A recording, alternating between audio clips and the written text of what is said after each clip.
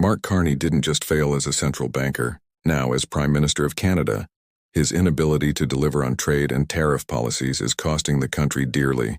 He promised bold action. He promised sovereignty. He promised strength against Trump's tariffs. But what do we see now?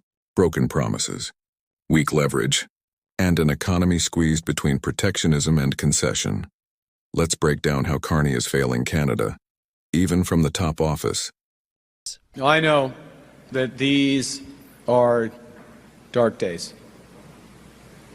Dark days brought on by a country we can no longer trust. Mark Carney assumed power in March 2025, riding a wave of optimism that a former central banker could bring credibility and gravitas to Canadian leadership. But from day one, he inherited a titanic challenge: Donald Trump's sweeping tariffs. He vowed to resist, to push back, to restore Canada's trade position, yet so far the results are underwhelming. Canada's Prime Minister Mark Carney came to the White House on Tuesday in an uncomfortable spot, his country's economy slipping and tariffs imposed by President Donald Trump on key Canadian exports to the United States, making the situation worse. Tuesday marked the second time that Carney has come to Washington to meet with Trump since Carney was elected in April. Let's be clear about the relationship as it stands right now. We are the second largest trading partner of the United States. But tariffs imposed on Canadian goods coming over the border into the U.S. are hitting an already struggling economy hard.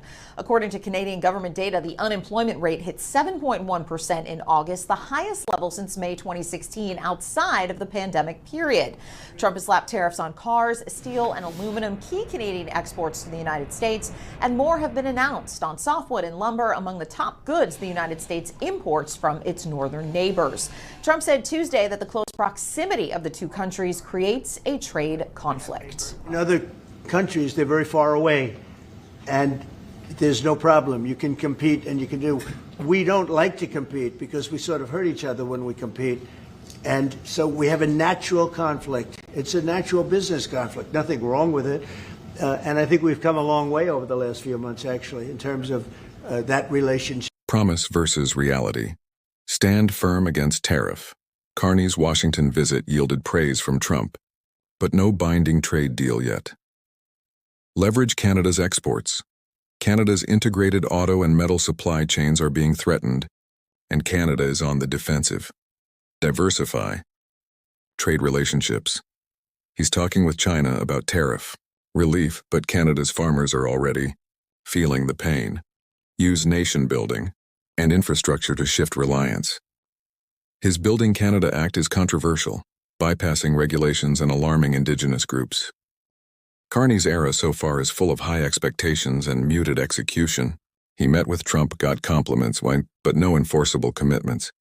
He warned of supply chain collapse, yet Canada seems reactive, not proactive. He's called for trade talks with China, but those moves are too little, too late for many exporters.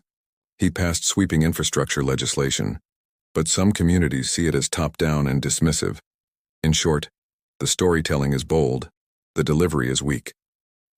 So why should any of this worry Canadians? Job losses and industrial decline, tariffs bite hardest in steel, manufacturing, energy sectors. Exporters squeezed, small and medium firms don't have diplomatic leverage. Dependency on U.S. decisions. Canada is forced to respond, not lead. Credibility gap. Canadians expect results, not just grand speeches. When your Prime Minister is supposed to be your top defender on trade but becomes your soft voice instead, that's a serious deficit. Subscribe for honest commentary on Canada's politics and economy. Comment below. Do you think Mark Carney can fix Canada's trade mess, or has he already failed? Follow for more updates exposing government failures.